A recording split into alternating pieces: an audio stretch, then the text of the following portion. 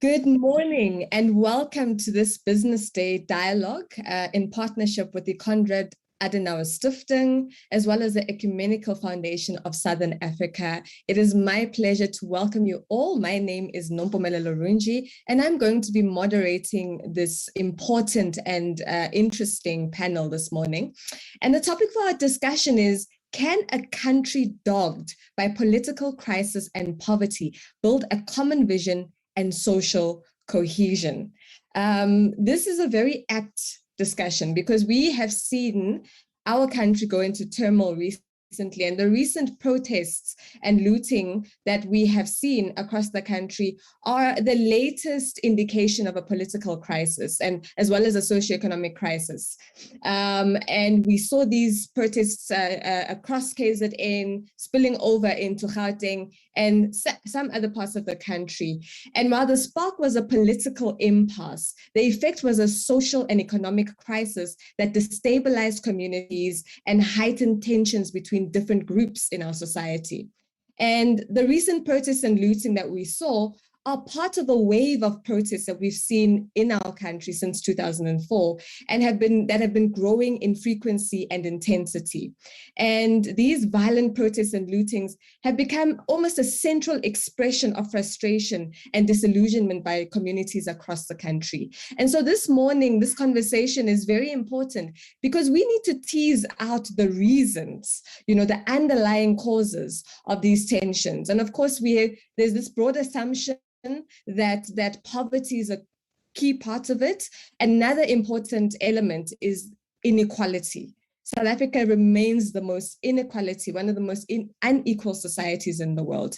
And I just want to welcome you all to this conversation. It's going to be an open discussion where the different panelists will give their perspectives. But before we begin, I'd like to welcome Henning Sir, the director of the Konrad Adenauer Stiftung. He's going to welcome all of us, as well as just set the scene for our discussion this morning. Welcome, Henning. Thank you very much, and good morning to everyone on their screens, wherever they are, and a special welcome to our brilliant speakers, who I think need no further introduction because they are very, very well known in the South African public debate. Also, thank you very much, Nompumelelo, for taking over the moderation today. And a special thanks goes to our co-partners, obviously the Business Day, but also the Ecumenical Forum Southern Africa, Foundation Southern Africa, who is with us here today. The reason why we started this discussion is exactly all the different debates which came up as a follow-up to the looting which happened in Gauteng and in KwaZulu-Natal in the middle of July. And Nompumelelo, you said it already, that there are underlying causes who are fueling not only this crisis of this economic crisis, but also this crisis of corruption and this, in general, this corona crisis, which we are also facing. And this is one of the underlying causes. There is a lack of ethical leadership. And universally, South Africans are now questioning what holds this country still together. And in this regard, I would like to quote Toka Molapo, who happened, it's a person who is watching us today here, and I just saw it in the chat that there was a statement, and I will going to read it because I think it fits perfectly. A country with no vision can have no social cohesion. One with no visionary leadership is doomed, and that with a leadership vacuum cannot build anything. So I think this is a perfect setting for our discussion today, which is the first of a series where we bring together business leaders, religious leaders, academic leaders, and civil society leaders to understand the underlying issues of South Africa. On behalf of the Adenauer Foundation, I would again thank everyone for being on board with us, and I'm looking forward for this discussion today and hope that everyone else is also tuning in for the following events which we are going to have with the Business Day and EFSA. Thank you very much. Thank you very much, Henning, for setting the scene and welcoming all of us. At this point, I'd like to welcome our esteemed panelists. I'm going to begin in no particular order, no hierarchy, but I want to start by introducing Bonang Mohale, the Chancellor of the University of the Free State and Chairman of the Bidvest Group Limited and Chairman of SBV as well. I'd also like to welcome Bishop Stembele Sipuka. He is President of the Southern African Catholic Bishops Conference, the SACBC. I'd also like to welcome Lukhanyo Mnyanda, the editor of the Business Day. And would also like to welcome Professor Jonathan Jansen, Professor of Education at Stellenbosch University and President of the Academy of Science of South Africa. I believe that our panelists need no further introduction. These are well-known people in our society who have spoken on the various challenges that our society face. I also just, because I'm the only female on this, the rose among the thorns, I'm just going to use my privilege because in South Africa, we are celebrating Women's Month. And I just want to thank you all for the privilege of being able to lead this esteemed panel as the only lady here. And I just want to begin our discussion by taking us through some of the questions that I think are pertinent for us to try and tease out this topic of discussion, because we are trying to understand how a country like ours that seems to be, falling apart at the seams, how it is that we can hold this country together, how it is that we can rally all communities across our society behind a common vision, and how it is that we can achieve social cohesion. And I also just want to share that, there's a lot of work that is going on right now, a lot of research, a lot of scenarios work around trying to understand this question of how do we inculcate a socially cohesive society. And what has really stood out for me in this work that's coming out is this question of inequality in our society, wealth inequality, asset inequality, spatial and geographic inequality, as well as inequality in access to social goods, including quality housing, healthcare, and education. And speaking as a woman, I also just want to highlight that women, young women, Black women are disproportionately affected by these concerns that we are raising today. Poverty, inequality, and unemployment as well, and other social ills, including the violence that we see in our society.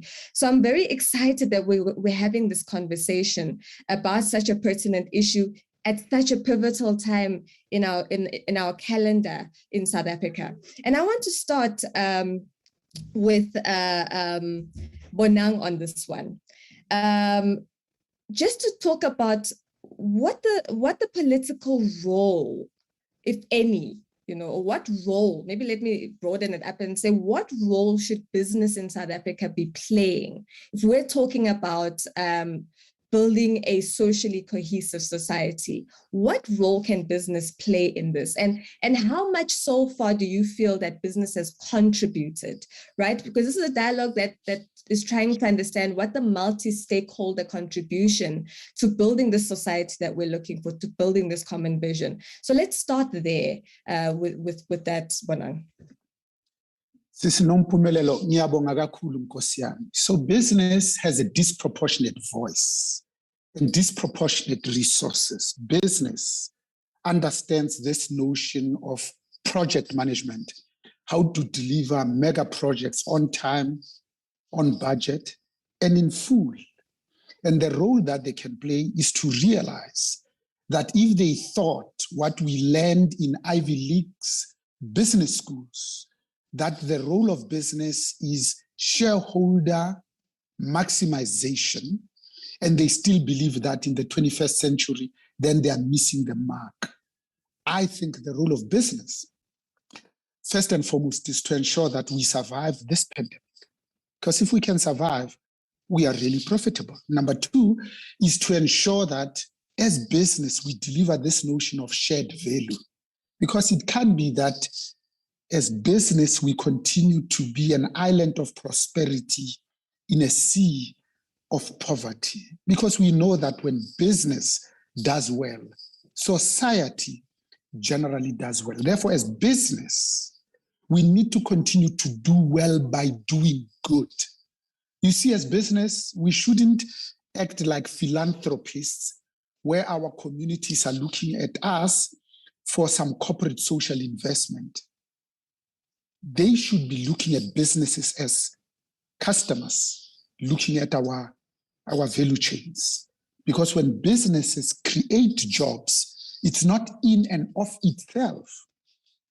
Business is creating markets of the future, because there's a problem. When your own employees cannot afford the goods and services that you provide. Sis Nompumelelo, you did say that I should be brief. I'm told that the value, the utility is in the question and answers that we are going to have with some of our more important people in the audience this morning.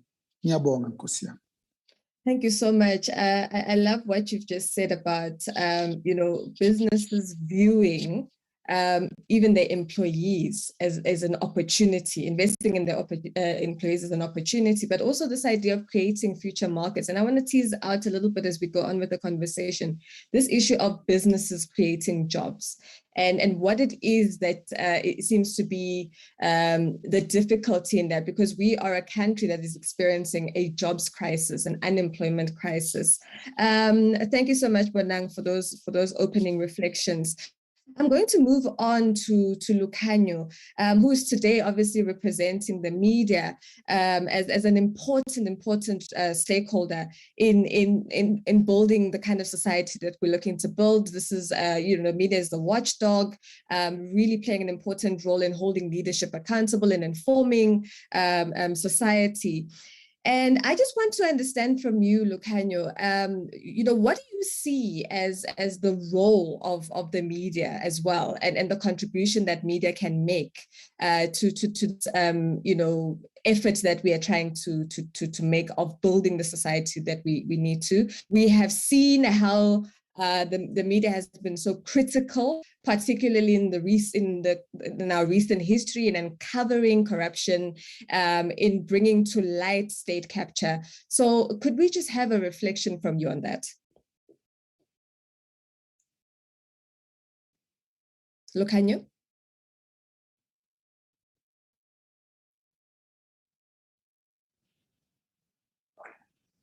I'm sorry about that. And welcome to everybody to this very important discussion. And I'd also like to, just on behalf of Business Day, to thank our partners here, the Konrad Adenauer Foundation and the Ecumenical Society of Southern Africa. The question you raised there, from the beginning, can a country dogged by political crisis and poverty build a committed future? Before I became a journalist, my first love was history. And in history, actually, when I see these events, it's easy to get depressed at the moment.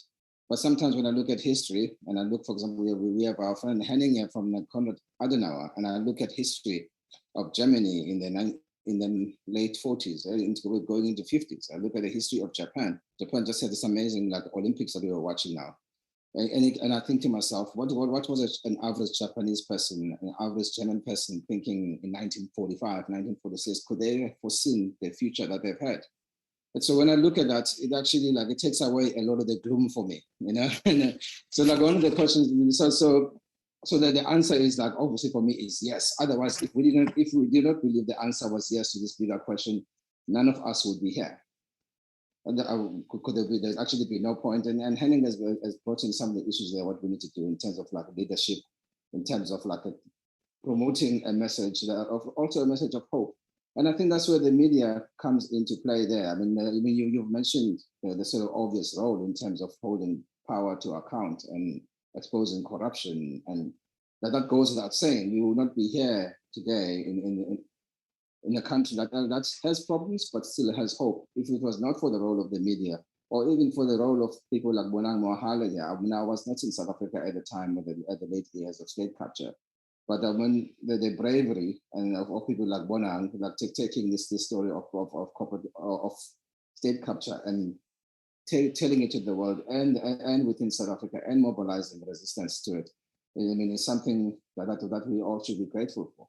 So in a way, that question answers itself. That's what the media of the role is to, in some way, to hold power to account, but also like create a platform for the brave patriots like the Dr. Bonang, Professor Jansen, whose views and opinions and exposing of these things has been a crucial role to get us where we are, because we cannot sort anything out without first knowing what the problem is and having honest discussions about it.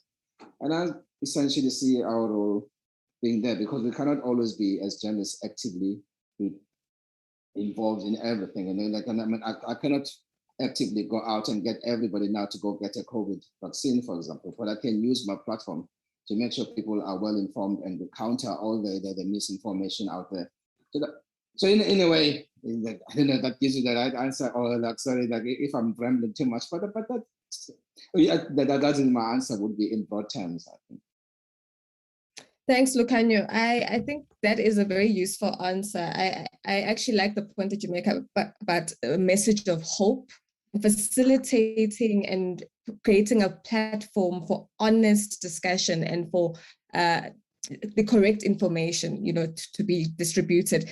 I'm going to move on now to Bishop Sibuka. I think it's so important that we have the voice of the religious community on this panel today, because we're talking about, one of the things that Henning spoke about is the issue of ethical leadership in our society.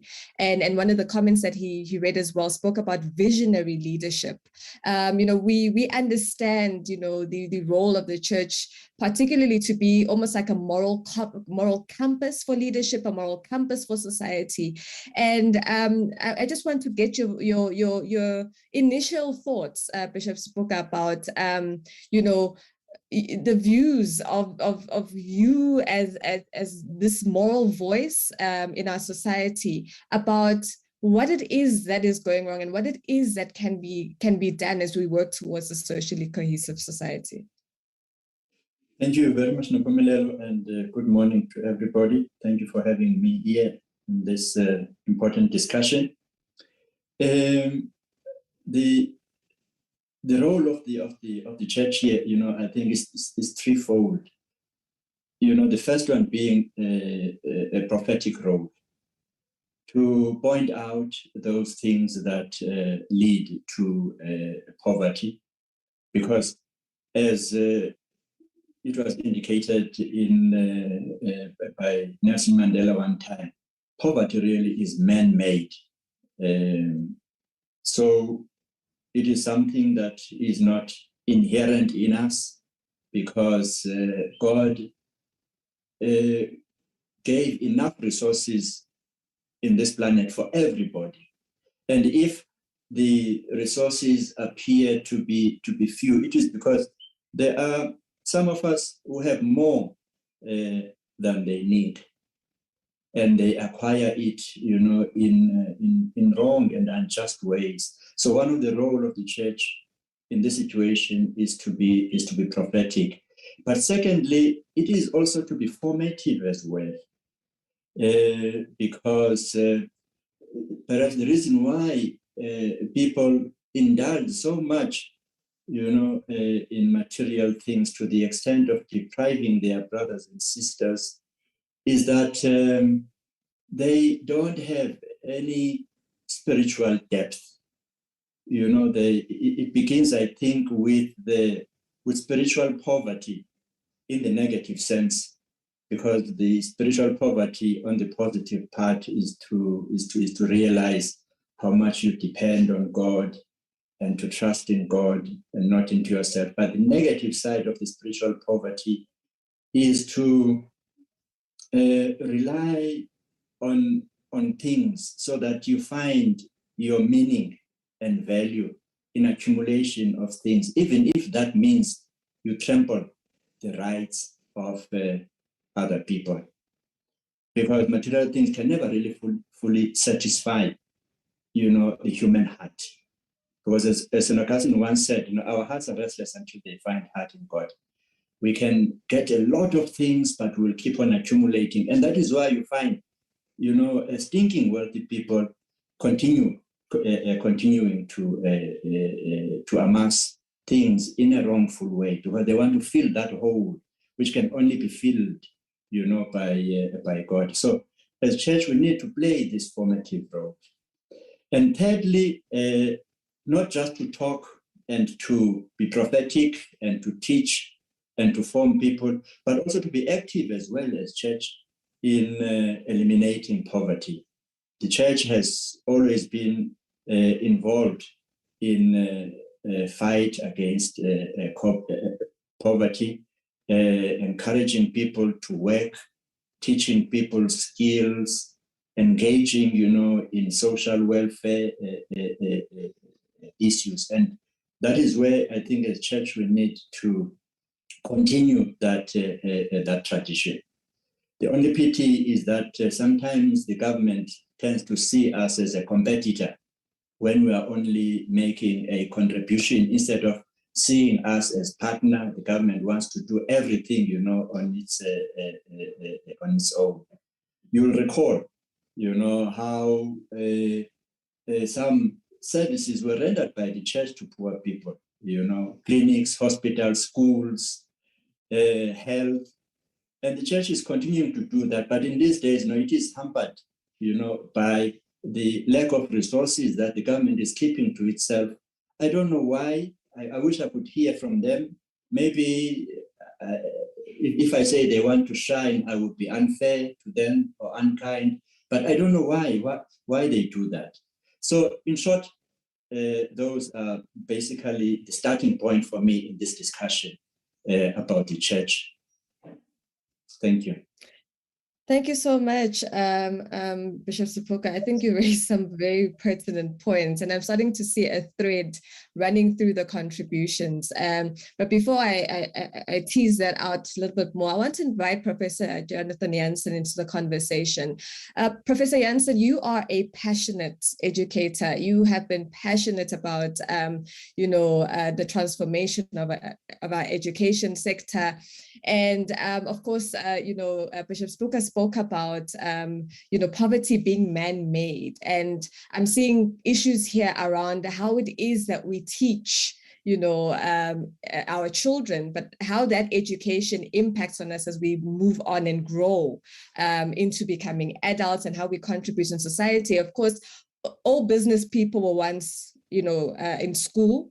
Even the clergy, members of the clergy were in school, even, journalists were once in school. So we all have this common, starting point.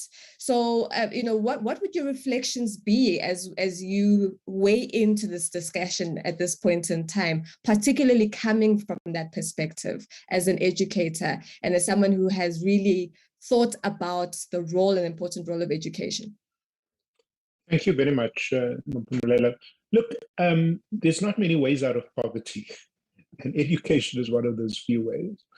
And the best thing we can do for both business, but also for society as a whole, is to give every child access to a high quality basic education. High quality basic education. We don't do that. Okay, we focus all of our energy, as you know, on the matric exam. But by that point, hundreds of thousands of young people have dropped out of the system, where I've now returned after many decades to Cape Town, where I grew up. And, on any given day of the week, you just drive through the townships here, Lavendale, Khayelitsha, and so you see all these young people with enormous potential just laying around, They were once in school, okay? They're now out of school. And so it is important to recognize that we have a major problem. It's not a middle-class problem. It's a problem of the working classes and the poor. Let me give an example of how this just got terrifyingly worse in the past year. There is a very authoritative study called CRAMS. It's part of this National Income Dynamics Study that's been done by my colleagues. Do you know that we now have in the age group 7 to 17, 750,000 children that have not attended school since the lockdown began. The same CRAM study last month told us that up to 1 year of learning was lost for children in grades 1 to 9. Now, let me be clear, these are not children in Morningside Primary School or in Rodin in Johannesburg or in Bishops in Rondebosch. These are the children of the poor and the working class. So facing those realities, what does our Department of Basic Education do? You know, I've got an article tomorrow in the Times comparing them to the Taliban. That's not going to go down well. But in this sense, you know, that you believe your own mythology. You believe that the school system is doing well.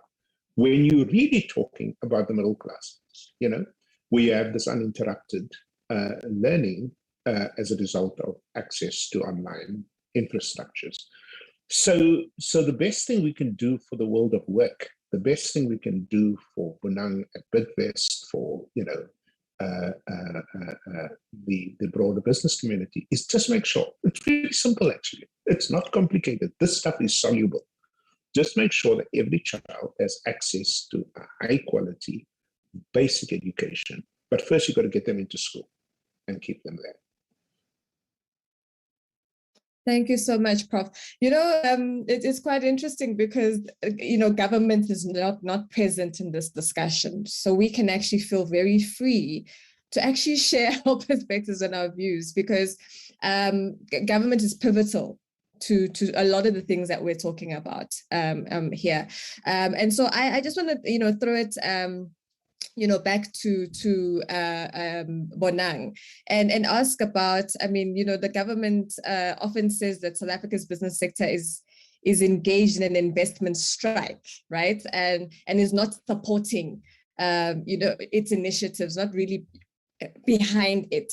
And I just want to understand, I mean, what is your view on businesses' perspective or perception of what government is doing and where government is failing, what government is doing right here?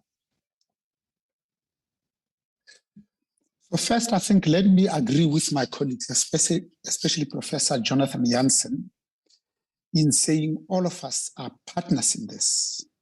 Bishop Sipaka is absolutely correct that sometimes government, for whatever reason, wants to take the glory and keep everything to itself, especially in the last 9 wasted years. I think it has demonstrated beyond any shadow of doubt that it doesn't have all the requisite skills.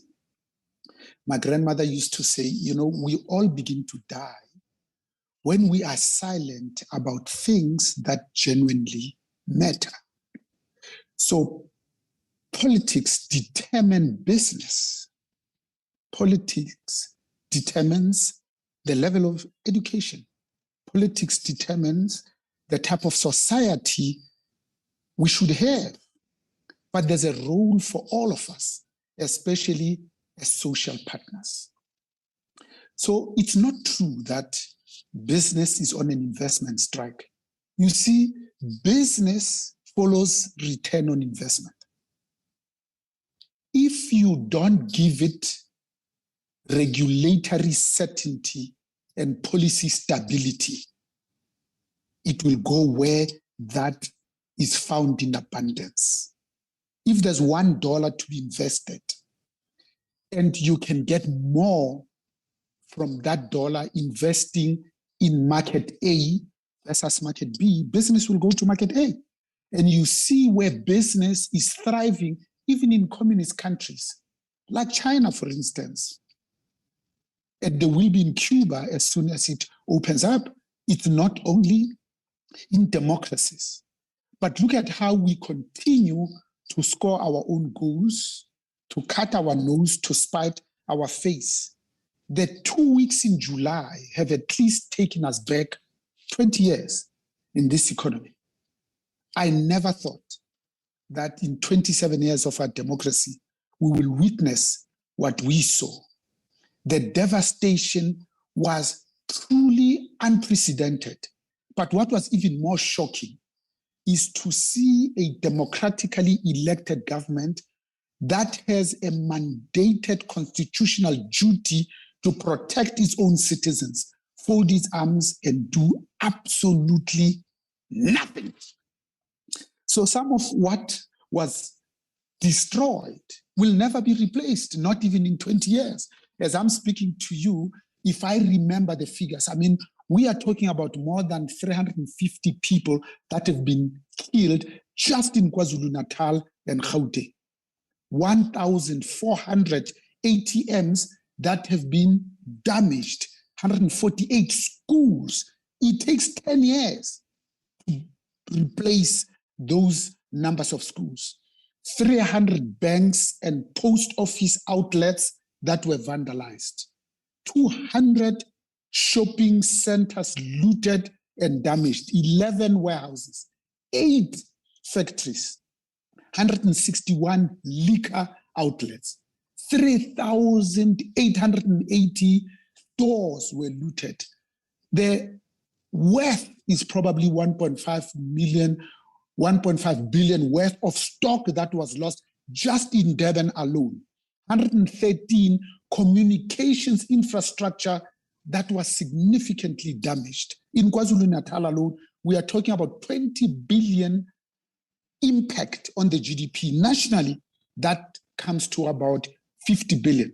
But the long-term effect is the 5,000 informal traders that have been put out of business, the 40,000 businesses that have been affected, the 150,000 jobs that are now in absolute jeopardy. For me, what really frightened me was not even the blood bank was spared. When people went in to steal the fridges and they spilled the blood that they themselves might need when they get out of here and they are shot with a rubber bullet. They stole 47,000 vaccine vials to do what? In the factories that were looted, there were 2 pharmaceutical companies that provide medication to that community in terms of antiretrovirals, diabetes medication. 1.5 million ammunition, rounds of ammunition that were stolen. And they will find their way in Kenshin transit heists. That's what we have sown, one brick at a time. So we have inculcated instability for the next 5 years. Bonang, those are scary figures. I mean, we're having this conversation, obviously, because we're talking about we have hope that we can, build the socially cohesive society. I'm going to throw it back to Bishop Sepuka, because Bishop Sepuka spoke about, the role of the church being prophetic and formative as well. I mean, in the past, we've seen how the church has impacted politics. The church was the voice of reason to our political leadership, encouraging them along the right path in terms of ideas about freedom and humanity and justice. Where is it going wrong, Bishop Sepuka? I mean, has the church lost its influence over the leadership, but not only over leadership, because what Bonang is mentioning is not just a crisis of leadership, because these things that have been done were done by ordinary people in communities. So what is going wrong in terms of our ability to have that moral compass in our communities, moral compass in our society post apartheid in this democratic dispensation? I think that after 1994, we as religious, we dropped the ball. We trusted the politicians too much, and sort of said that now that the new dispensation has come, we can relax and go back to our churches and sacristies and pray there peacefully, while, there was still a lot to be watchful about. So we have learned our lesson that, democracy does not mean elections. It means monitoring and calling people, to account. We have woken up, to that now, especially, the SACC. During COVID, you'll recall how the SACC was spearheaded, the voice against corruption on PPEs. And I think we need to be continually awake. But while, pointing fingers maybe to others, it's also good to look at ourselves as well as church leaders.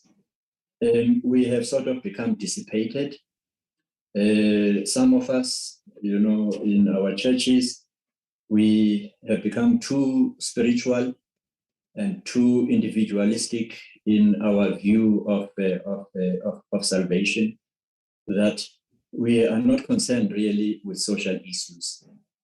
And some of us have taken this opportunity, instead of being of service to people, to pray, excuse the pun, on the poor and abuse them. At one stage, the CRL Commission, wanted to regulate the churches because there has been this phenomenon where some of us pastors have lost focus and are using churches, to gain money for themselves, where the church has become, a business. So not only have the people lost the moral focus, some of us in the church have lost the focus of what we should be about, to be prophetic and to be vigilant and to form people towards the right direction. So we are waking up, to these facts, and we are trying, to do something about it. Speaking about the moral focus, I also don't want to, give an impression that we shall do this on our own, because moral focus or moral compass is influenced by a lot of factors. Religion is not the only one. There is media, there is various ideologies, there is television. People only go for 2 hours on Sunday, to listen to the word of God and to worship. But for the rest of the week, they are influenced by other factors. So we are not the only shapers of morality. And so this calls, for everybody to facilitate ethical behavior, not only the church. There's a tendency for people to look at the churches. What are the churches doing? Why are the people like this? Baruti Bana, what are they doing? So we'll play our part, but I'm also inviting the whole society, all sectors, to play their part. Thank you. Thank you so much, Bishop Sepuka. I want to go back to Professor Jansen now. I mean, when Bonang was talking, he listed some really, devastating statistics, and part of that was the damage to schooling infrastructure. And you've already spoken about, the fact that poor children or children in working class communities were already getting the raw end of the deal. Even before the looting, even before COVID-19. But now we've got COVID-19, now we've got the lootings that have taken place, and we've seen the destruction. I mean, you've spoken about the importance of providing high quality basic education to all children. In the context of what has just happened in our country, and with all the challenges that communities face across the country, we've spoken about service delivery, we've spoken about how churches used to provide certain services, but now it's become very difficult. I mean, in your view, what measures can we take to prepare all learners, for a future, in this country, in this society, regardless of their background? How do we inculcate some kind of cohesion, even at that basic education level? Thank you, Nupulela. Look, in my second language, there is an expression that goes like this. It says, "A vis vrot van die kop af." A fish rots from the head down.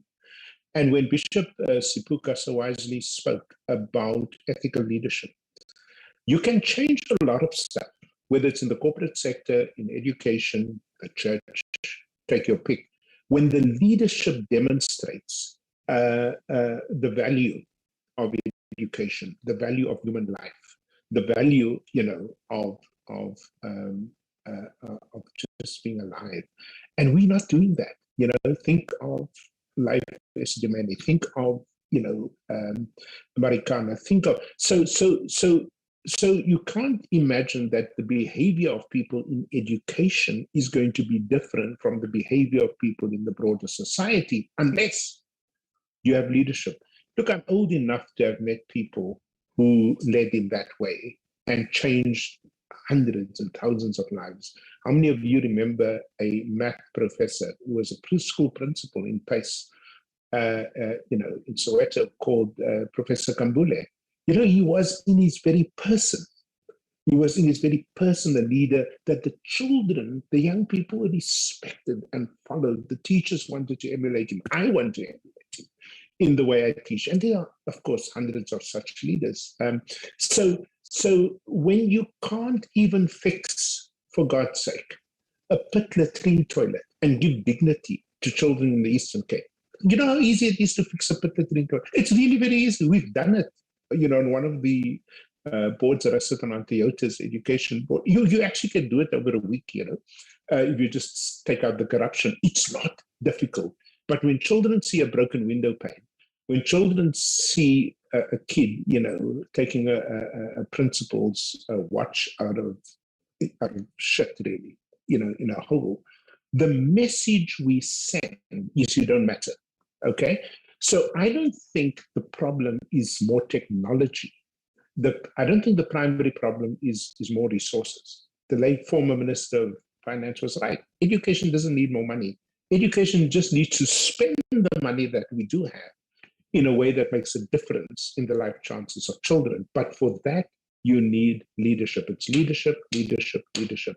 And so before we get Nompumelelo into the necessary technical debates on how do you provide, for example, Wi-Fi infrastructure. By the way, if we don't do that, this game is over, because the epidemiologists tell us there will be more disruptions, there will be more variants, there will be more pandemics. So think long-term, think like an Asian country, not like us who always play catch-up, Then you begin to say it is a worthwhile investment to put that necessary infrastructure in every township, in every community, so that when we switch on and off because of pandemics, the child who is in Nyanga can get the same continued uninterrupted learning as a child in Stanton. Until that happens, let me tell you, the inequality we already have will get worse. Where does this start? With leadership. Thank you, Professor Jansen. I'm going to throw it back to Lukhanyo before I take comments and questions from the audience. Lukhanyo, you talked about you loving history, you being a student of history. In your opening remarks, you spoke about Germany, you spoke about Japan. These were, countries in conflict. They were divided societies as well, and they've come to where they've come to right now. And I just want to, get your sense. I mean, the thread that's running through, of course, this conversation is leadership, governance. So what would your reflections be on some of the lessons that we can take from societies who have historically managed to build cohesion, managed to have a common vision, particularly when we're talking about leadership, when we're talking about governance as well? Thank you very much for that. And thank you to Professor Jansen for his comments. I mean, all I can really do is add to what Professor Jansen has said and to what Bonan also said, the whole theme about leadership. I mean, one of the society's many societies, suppose I studied, was like, the East Asian miracle. When you think, when I was doing my development studies back 20 years ago, one of the books I had to read was the chapter. It was titled "How Some Countries Stay Poor," and the examples were the countries of East Asia. And now we look at these countries today and how they've transformed themselves. Leadership, that's been mentioned. Also, like a national consensus of where we need to go. I mean, if you look at even today at a country like Germany, Germany's got different political parties, right? But they do have basic principles that are untouchable in terms of the belief in the welfare state, in terms of education and investment in society as a whole. These things that they don't get debated. I mean, people debate around the margins, but in South Africa, maybe we need to have that discussion. What is our national consensus? What is our starting point? Where you get that point, which is a starting point, where it doesn't matter whether you are EFF or DA or ANC. This is where we all start, and then maybe then we argue about the details around the margins. But the basic principle where we start as a society, do we have that overarching identity and as a country? So this is where we need to go. Maybe we might disagree about how we get there. And what else can I really add? And I go to what Bonang and Professor Jansen and Bishop Sipuka have said. Not very little. I mean, from a government perspective, we talked about leadership, providing the confidence to say you can do the basic things of governance. I mean, to sit here helplessly and watch your country burn down, and you can't do anything about it. And there's no police minister to be seen. There's no state security minister to be seen. I can't say all these things are obviously going to be solved purely by security, but that has to be the starting point. And Bonang talked about regulatory certainty. Like, I mean, the rule of law is not just merely about imposing order in the streets, but also as business, if you sign a contract with Bonang, you want to know that, if Bonang doesn't do his part of the deal, I can go to a court and enforce it. And a court that would only look at the law and not look at whether or not the person who's judging is friends with Bonang or not. Those kind of basic principles of governance. I mean, because once you don't have those building blocks, you can't really do anything else. I mean, we can talk about all the other practical things. Of course, Professor Jansen spoke about education. I mean, we all come from different backgrounds, and the one thing we all have in common, the reason we are sitting here, is because we've had access to good education. Some of us have had it from the start. Some of us had to catch up later. But the whole point is, without that, there is no way out. So, I mean, I just hope the ministers and everybody else is listening to what's being said here, because we really cannot do it ourselves here. No matter how much we'd like to think that we'd like to.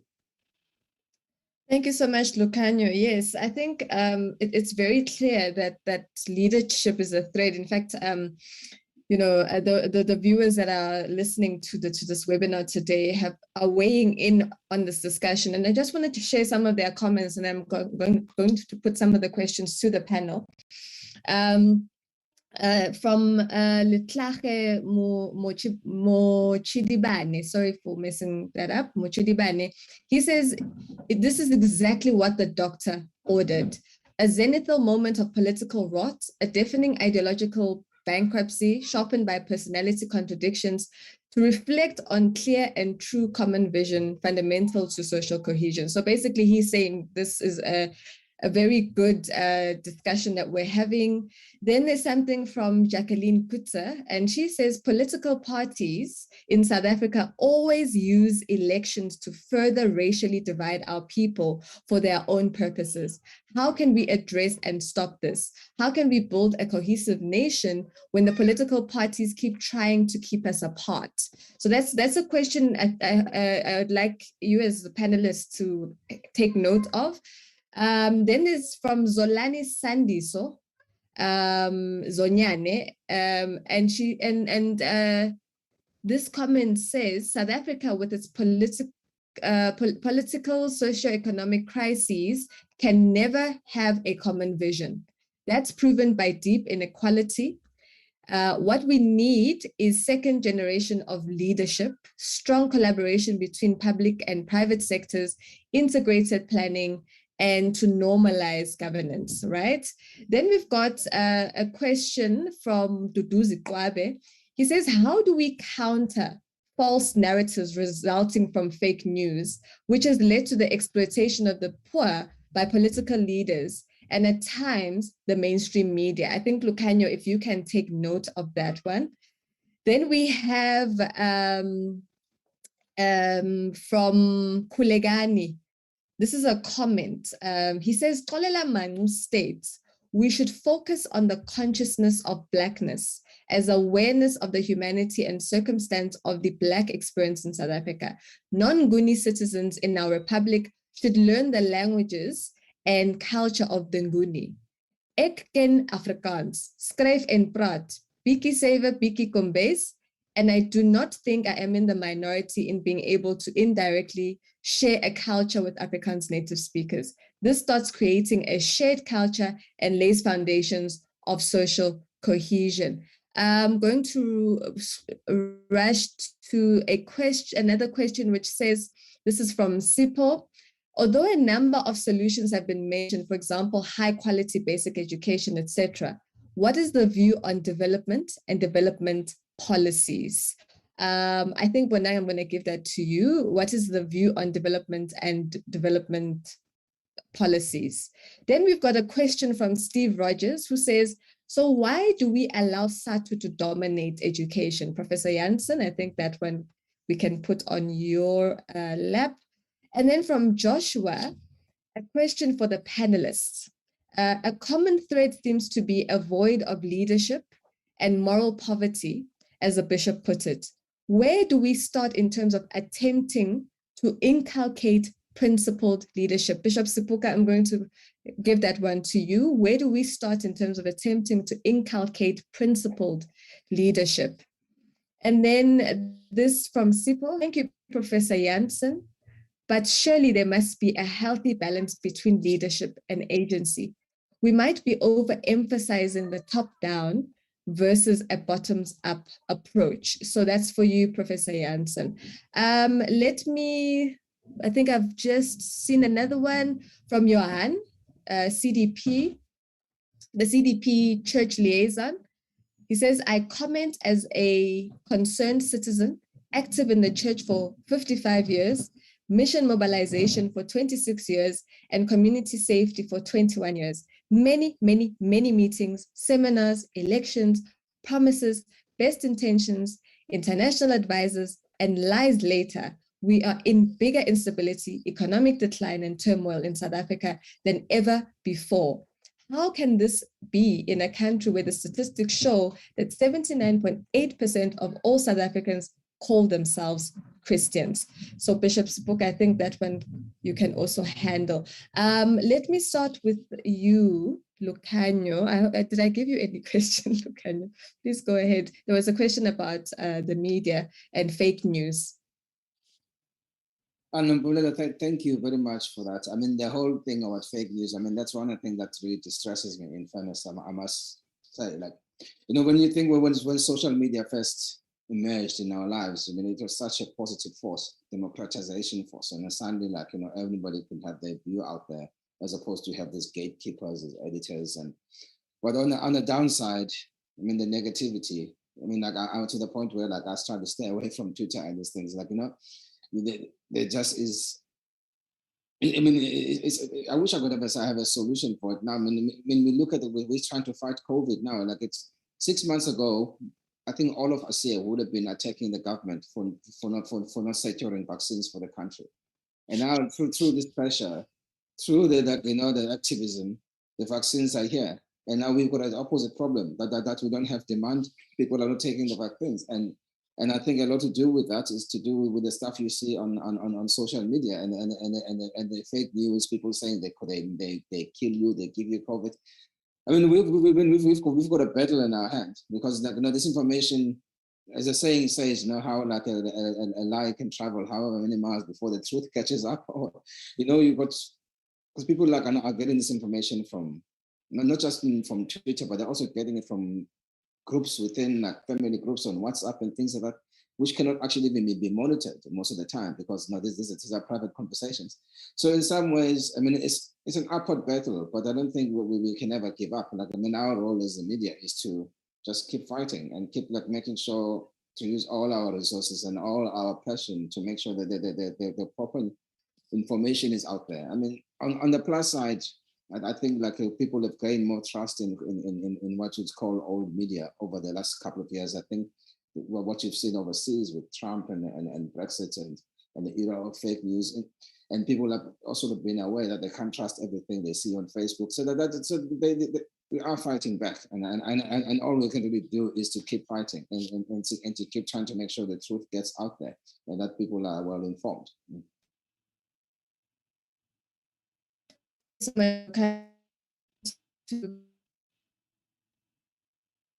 The questions around education.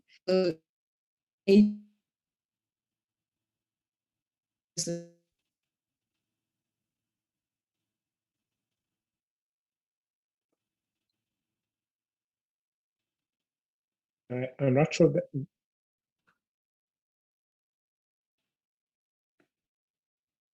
Yeah, I will do that. Sorry about that. The question as to why we allow SATU to dominate in education is a question should be asked of unions generally. Why does SATU dominate in the education space? But, and this is a study I'm doing right now, part of a study, why does NEHAU dominate the university space in such destructive ways? And we'll give you 3 examples. The one is UNISA. The other is Sefako Makgatho University, which is our sort of health sciences university, and then Walter Sisulu. So when you have or Port Hare for that matter, so when you have unions who, and let me just make this clear, we need unions. Unions are there to take care of their workers, to represent their interests and so on. So this is not an anti-union argument, I'll be clear about that. But the role of a union is not to participate in academic appointments. The role of a union is not to bribe, principals and teachers to get appointments. Ask yourself this: the only reason the unions dominate is because the politicians and the managers of our schools and universities don't take a stand against them when they go over their line. Here's a very good example. I wish Business Day, Lucanio, and by the way, Lucanio, your name is very famous in my household because of Lucanio. I'm the rugby player, but that's another story. But just think about this, right? Professor John Volming leads a study on corruption in SATU and appointments and so on, particularly in KZN. Do you know what the minister did with that report? The Minister of Education, she basically dumped the report, and so there's no accountability. Again, Nompumelelo, leadership. You can stop the rot by exercising leadership about, Bonang is the Chancellor of the University of the Free State, so which makes him a good man in my eyes. but you can't, as a Chancellor, interfere in the work of the Vice-Chancellor. The Vice-Chancellor cannot interfere in the work of a council. And in South Africa, we get these lines crossed, you see. And when you get those lines crossed and you're not consulting with each other, but you start interfering with each other's work, then you get SATU and NEHAU running amok, by the way, in our educational institutions. On the other issue of the balance between leadership and agency, it depends what you mean by leadership. You see, for me, leadership is not governmental leadership. That's just one aspect of leadership. There's another aspect of leadership in your home. I'm a parent of 2 kids and a grandparent of a child. When those children, Bishop Sepuka, burnt the school hall at Glen Vista High School this week because they don't want to write exams, you know what the first question I asked? I don't ask who are the kids. I say, who are the hell are the parents? Okay? Because if your children are burning down things, you've done something wrong as a leader in your domestic space. I'll be clear with that. And I put my own children on the line here. Okay, as a test. And so leadership is, let me just say one more thing, Bishop Sepuka, please don't send me to hell. Do you know who one of the most negative forces in the world right now as far as leadership, it's ecclesiastical leadership, leadership in the church. You know why? Most of the crap that is being spilled about the pandemic, most of the wrong information given to parishioners is from evangelical Christians, is from, God forbid, even our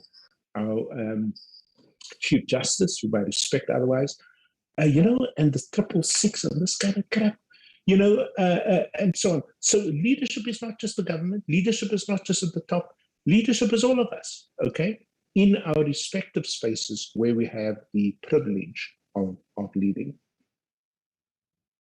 Thank you so much, Professor Jansen. I'm going to throw it right back to Bishop Sepuka. I think you can then address the questions that were raised about. I mean, we're a society that's almost 80% Christian.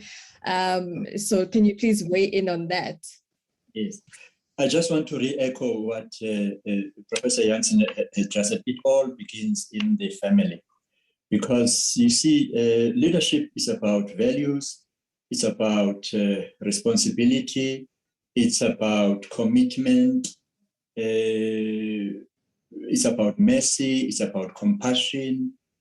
And these things, you cannot really teach them, but you can only catch them when you see somebody, doing them. And that begins in the family. I saw that the government has got a paper on family. I didn't think that the government would care about the family. So I really commend that, but I'm still to look at it and see what it is that they say there about the family. But it must include providing the right environment for people to be in a family, employment, stability, so that, there is continuity in the family for people to teach the young generation. So we need to focus on family. And with regard to the question about us being 80%, that is very sad. We are so dissipated. We talk about that, but there is this church and this church and this church, and the focus is not the same, and that is why even the government, during this time of COVID, has found us to be a very easy target, to muffle us, more than any other sector. That when lockdown comes, the churches are the ones who are first to be closed, while the rest of the other sectors, the airlines that fill up, from Cape Town to Johannesburg are okay, but in the church you can only have 50, 50 people. And that is because we are not speaking with one voice. And yet we are supposed to be one as Christians, as Jesus said, that they may be one. So we need to work on that so that we can make an impactful prophetic voice in the society. Thank you very much. Thank you, Bishop. We're going to give Bonang the final word as you respond to the question around, the views around development and development policies, and any other perspective from business. So the best way, I think, to wrap that up is to acknowledge that education makes it impossible to be fooled by politicians, because all of us, the price of liberty is constant vigilance. Let's go back to what we think caused the looting, because that is the disintegration of society. This is a classical intersectionality of a number of things, and I'll talk only about three in the interest of time. One is a piece around ethno-tribalism. This is the only former president who printed T-shirts and blazoned 100% Zulu boy. As a country, we have done well because, unlike the rest of the continent, we have avoided tribalism. Number two, there was a large piece, more than 90%, around rampant criminality. The last piece is around genuine desperation. The genuine desperation is almost understandable because we're just recovering from the 9 wasted years of state capture. But we're already in a recession. Moody's had downgraded us to below investment grade. Now we are 3 notches below investment grade, making the cost of borrowing for government, for business, for you and I, that much higher. So by the time the pandemic found us, we're already prostate face down, finished. Now we put the 5th layer by looting. So you see, when you steal money, eventually it gets finished. So we've been stealing from the mouths of young babies, from the sick and the dying. And we made a conscious decision that we will have a South African police service that is small, but nonetheless intelligence-led.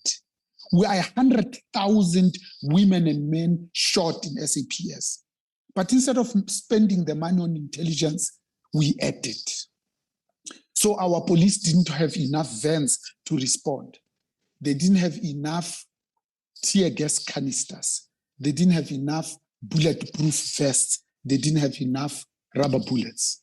But we didn't need intelligence because any country in the world knows that when you're about to imprison the former commander-in-chief, who also happened to be the head of intelligence in exile, and the apex court gives you an opportunity when they write to the former president to say, what type of sanction do you think it's appropriate for contempt of court? He gave us 3 months. We did absolutely nothing.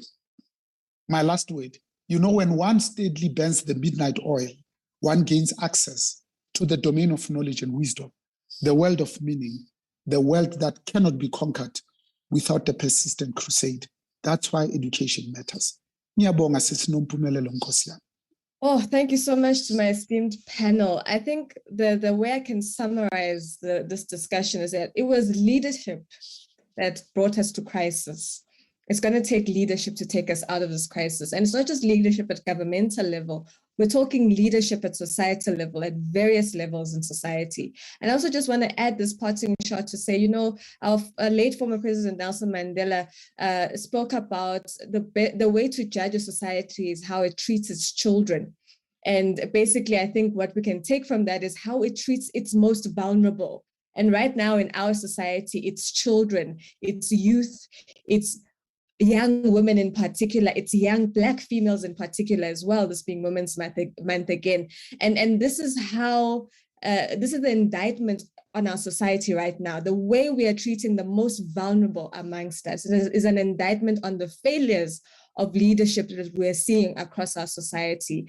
And I hope that as we have more of these conversations, as this series continues, that we can, you know, really tease out and understand how we can reform these leadership, this leadership crisis that we're facing in our society. Thank you so much to Business Day Dialogues. Thank you so much to the Konrad Adenauer Stiftung.